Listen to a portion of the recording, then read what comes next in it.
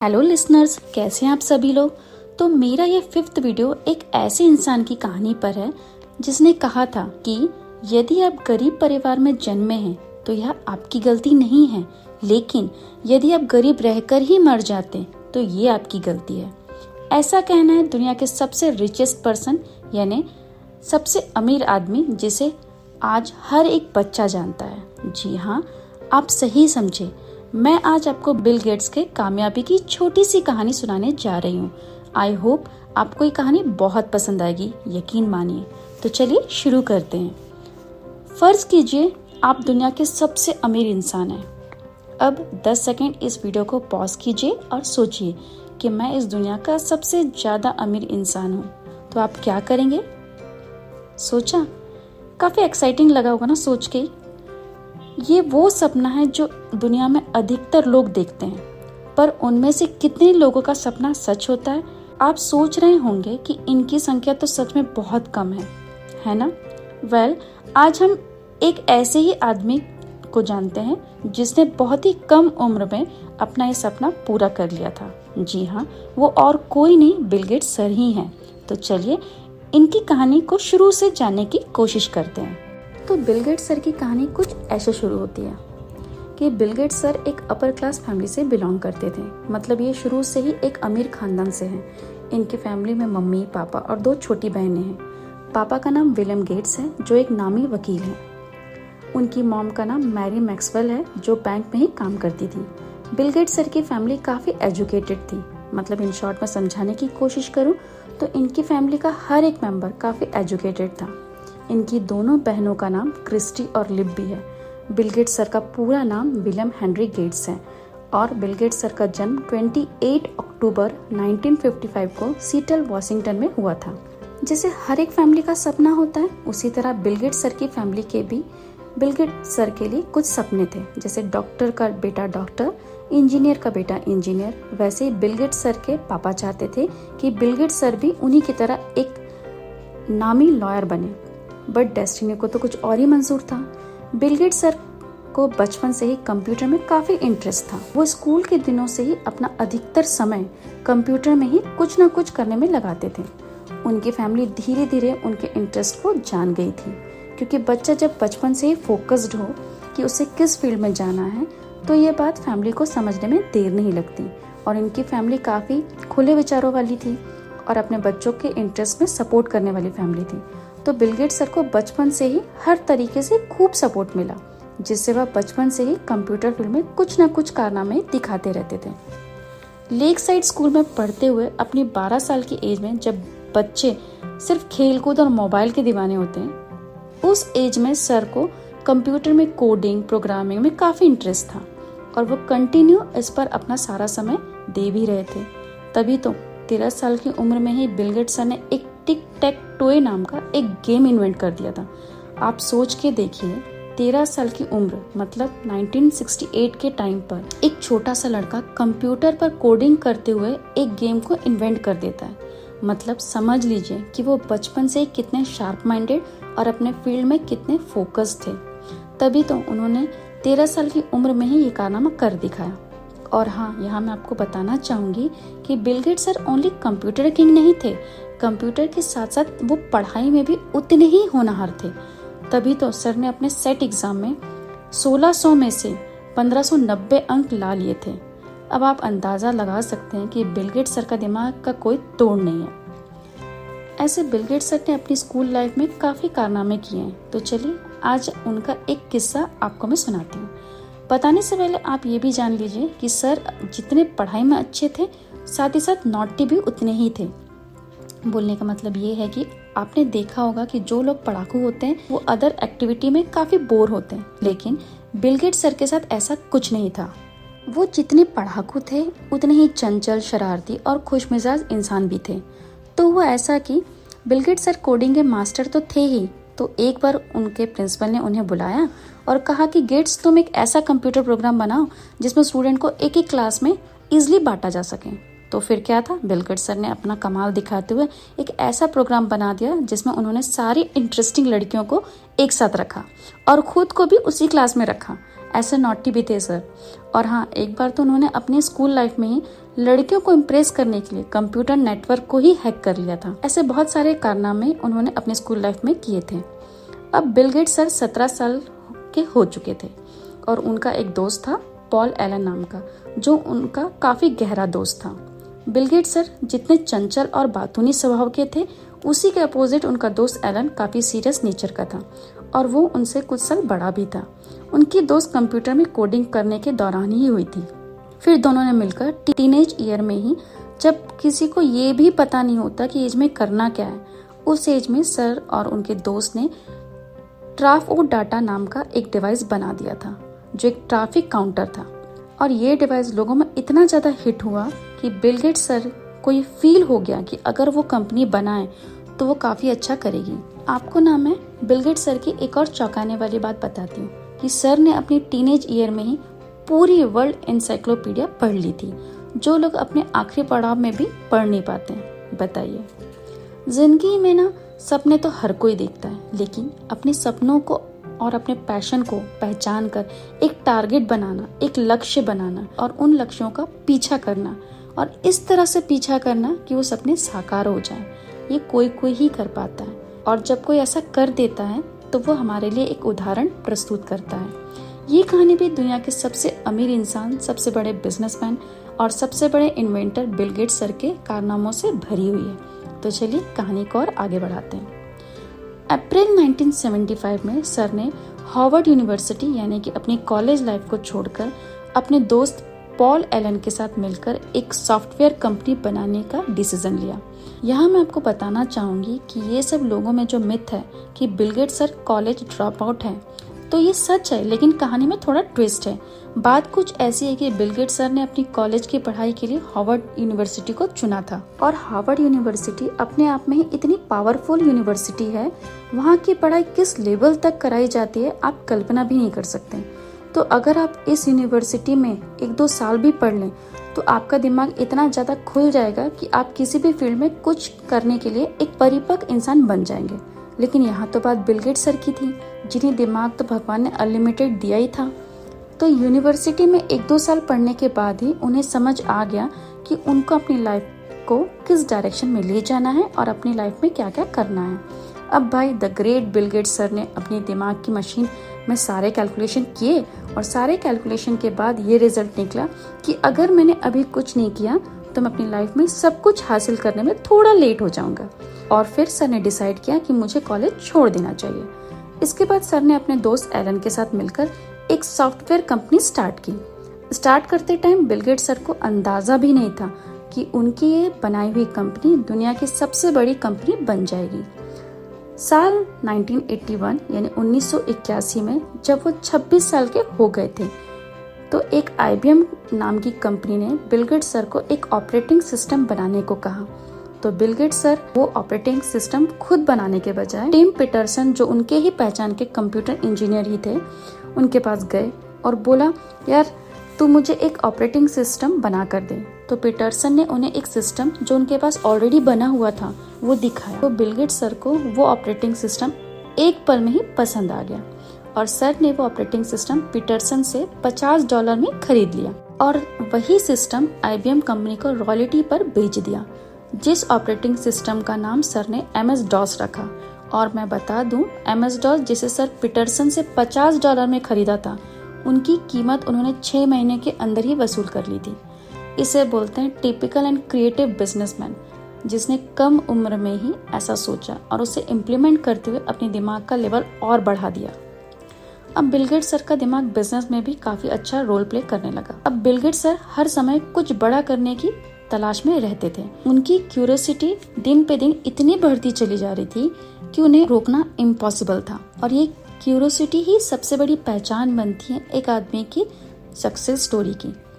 तो चलिए थोड़ा और करीब से जानते हैं बिल गेट्स सर को। बिल गेट्स सर की आपको आज मैं एक बहुत ही खास बात बताती हूँ जो शायद ही कोई जानता होगा। सर ने अपने टीनेज ईयर में ही इतना पैसा कमा लिया था कि अब वो जो चाहे खरीद सकते थे और जहाँ जाना चाहे वहाँ जा सकते थे। लेकिन सर इतने में ही खुश होने वाले इंसान नहीं थे। बिल गेट्स सर अपनी कंपनी को टॉप पर पहुंचाना चाहते थे, इसलिए उन्होंने ये सब आदत को कभी अपने ऊपर हावी नहीं होने दिया। बिल गेट्स सर ऐसे इंसान बन चुके थे कि उन्हें वीकेंड यानी हफ्ते में जो 2 दिन छुट्टी के होते हैं ना, उन 2 दिनों में भी बिल गेट्स सर को काम करना बेहद पसंद था। यानी वो साल के 365 दिन काम करने वालों में से एक थे। और ऐसा नहीं है कि वो ये काम किसी प्रेशर में होकर करते थे। उनको तो अपने काम से इतना प्यार और लगाव था कि उनको अपना ये काम कभी काम लगा ही नहीं। उनके लिए ये काम उनकी दुनिया थी। तभी तो बिल गेट्स सर ने इतनी सारी उपलब्धियां इतने कम एज में ही हासिल कर ली थी। वैसे भी ये बात तो जग जाहिर है कि जब हम काम से प्यार करने लगे और उसमें इतने खो जाएं कि हमें बाकी और कुछ दिखाई ही ना दे, ऐसे इंसानी जीवन में सबसे आगे की सीढ़ी में दिखाई देता है और उनसे कामयाबी दूर रह ही नहीं पाती है। चलिए आगे बढ़ते हैं। बिल गेट्स सर पे एक और क्वालिटी थी, वो कोई भी चीज़ बड़े जल्दी मेमोराइज कर लेते थे और इसी क्वालिटी के कारण वो अपनी कंपनी के सारे स्टाफ की जो गाड़ियाँ होती है ना, उनके नंबर प्लेट मेमोराइज कर ली थी। और वो इस क्वालिटी को यूज़ करते हुए जान लेते थे कि कौन सा इंसान लेट आ रहा है और कौन सा इंसान टाइम पे आ रहा है और कौन सा इंसान नहीं आ रहा है। भाई बिल गेट्स सर का तो कोई मुकाबला ही नहीं है। बिल गेट्स सर अपने काम में इतने ज़्यादा सुपर हीरो बन चुके थे कि साल 1987 यानी 1987 में जब वो 31 साल के हो चुके थे तो उनका नाम सबसे अमीर वालों की लिस्ट में शामिल हो चुका था। और ये लिस्ट में खास बात ये थी कि सबसे कम एज में इतनी तरक्की करने वालों में वो पहले इंसान थे। अब इस तरक्की का राज बताते हुए बिल गेट्स सर ने कहा था कि मेरी तरक्की का राज यही है कि मैं एक साल में 50 बुक रीड कर लेता हूँ, यानी कि महीने की 4 बुक। ऐसा कैलकुलेशन लगाया जाए तो वो वीकली 1 बुक पढ़ लेते थे और पढ़कर ख़त्म कर देते थे। और वो ये सब पढ़कर अच्छी अच्छी बातें उन किताबों से सीख कर वो अपनी रियल लाइफ में भी इम्प्लीमेंट किया करते थे। अपनी लाइफ में बहुत सारे इंटरव्यू में अपनी कामयाबी का राज वो बुक रीडिंग ही बताते हैं। बिल गेट्स सर एक बार अपनी रिग्रेशन की बात बताते हुए कहते हैं, मुझे अपनी लाइफ में ऐसे तो कोई शिकायत नहीं है, लेकिन एक रिग्रेट हमेशा रहता है, वो ये कि मैं अपनी इस ज़िंदगी में और काम में इतना खो गया कि मुझे दूसरे लैंग्वेज सीखने का मौका ही नहीं मिला। यानी मुझे इंग्लिश के अलावा और कई लैंग्वेज सीख लेनी थी जिससे मैं और नॉलेज हासिल कर पाता। यानी आप इस बात से पता लगा ही सकते हैं कि बिल गेट्स सर को नई नई चीज़ों को सीखने की कितनी ज़्यादा क्यूरियोसिटी थी, उनमें कितना ज़्यादा उतावलापन था चीज़ों को जानने का। यार ऐसे इंसान से कामयाबी कैसे दूर रह सकती है। मुझे तो इनकी इतनी सारी बातें जानकर ये फील होता है कि इन्होंने कामयाबी को नहीं पाया बल्कि कामयाबी ने इन्हें पाया है और आज कामयाबी भी इन्हें पाकर गर्व महसूस कर रही होगी। एक बार की बात है कि बिल गेट्स सर किसी कॉलेज में अपनी लाइफ के बारे में बता रहे थे, तो वहाँ से एक स्टूडेंट उठी और उसने बिल गेट्स सर से पूछा कि आपकी लाइफ में अब ऐसी कौन सी सुपर पावर यानी कि कौन सी शक्ति है जो आप चाहते हैं, जो आपके पास होनी चाहिए। तो सर ने इसका आंसर देते हुए कहा कि मैं चाहता हूँ कि मुझ में फास्ट पढ़ने की शक्ति आ जाए और इस शक्ति से मैं सारी दुनिया का ज्ञान ले सकूं। साल 1987 में बिल की मुलाकात मेलिंडा से हुई और 7 साल के गहरे रिलेशनशिप के बाद दोनों ने यानी 1994 में शादी कर ली। अपनी और मेलिंडा की शादी बिल सर ने हवाई के लनाई आइलैंड में ऑर्गेनाइज की और वहाँ के सारे हेलीकॉप्टर जो थे ना उन्हें बुक कर लिया ताकि उनकी शादी में अनचाहे लोग आ ना सके। बिल सर और मेलिंडा मैम के 3 बच्चे भी हैं जिनके नाम है Jennifer Katherine Gates, Rory John Gates और फोइबे एडेले गेट्स हैं, जिनमें 2 लड़कियां और उनका एक बेटा भी है। यह मैं आपको जानकारी के लिए बताना चाहूँगी कि बिल गेट्स और मेलिंडा अब साथ नहीं हैं। उनकी मैरिज के 27 साल बाद यानी कि 2021 में दोनों ने डिवोर्स ले लिया था। अब इसका कारण क्या था इस पर हम फिर कभी बात करेंगे। ईयर 1994 में ही Bill Gates sir Andrew Carnegie और जॉन रॉकफेलर की स्टोरी से बहुत इंस्पायर हुए। अब आपके मन में भी ये क्यूरियोसिटी जाग गई होगी कि भाई अब ये दोनों कौन हैं जिनसे बिल गेट्स सर इंस्पायर हुए होंगे। तो मैं आपको इन दोनों के बारे में शॉर्ट में थोड़ा बताने की कोशिश करती हूँ। तो एंड्रयू कार्नेगी सर एक स्कॉटिश अमेरिकी उद्योगपति और बहुत ही परोपकारी व्यक्ति थे।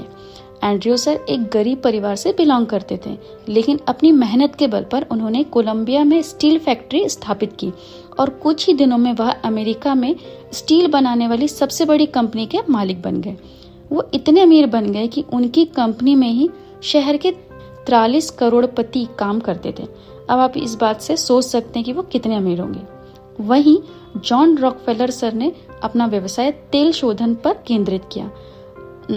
1900 के दशक में अपने बल पर संयुक्त राज्य अमेरिका में सभी तेल का 90% हिस्सा उनके पास था। उनके तेल का उपयोग लैंप में, जहाजों और ऑटोमोबाइल्स के लिए ईंधन के रूप में किया जाता था। वह एक अमेरिकी व्यापार दिग्गज और परोपकारी व्यक्ति थे। अब तक के सबसे धनी अमेरिकियों में से एक थे।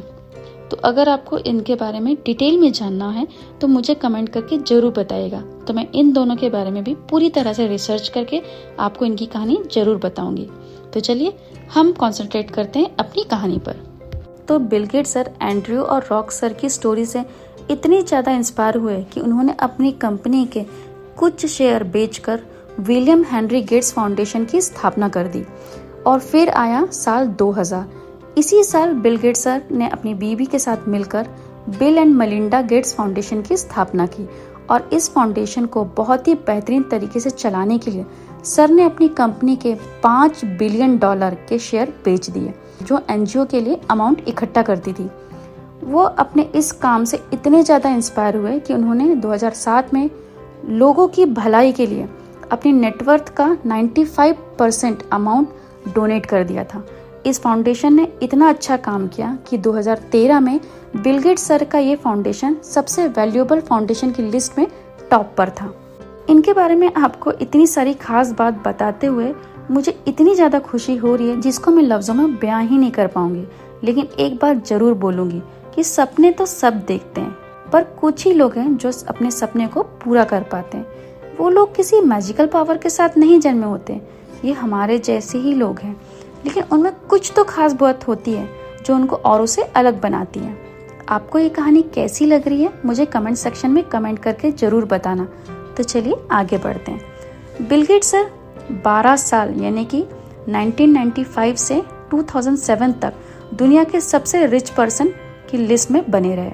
2007 में ही डोनेशन की वजह से बिल गेट्स सर नंबर 1 की पोजीशन से पीछे होकर नंबर 4 पर आ गए थे।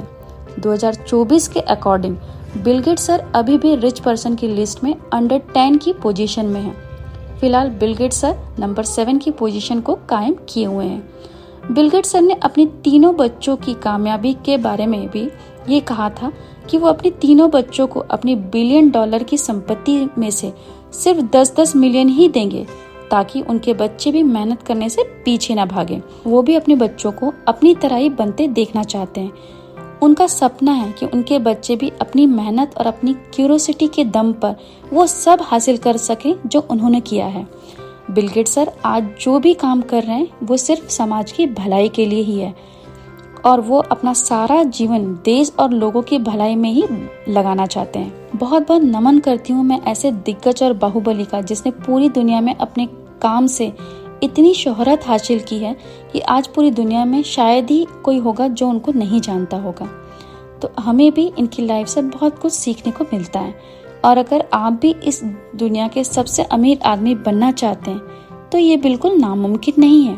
अगर आप वो इंसान हैं जो अपनी ज़िंदगी में कुछ बड़ा अचीव करना चाहते हैं तो आपको ये कहानी बार बार सुननी चाहिए, क्योंकि ये आपको अपने गोल अचीव करने की दिशा में अपना पहला कदम उठाने और बढ़ाने में आपको बार बार इंस्पायर करेगी।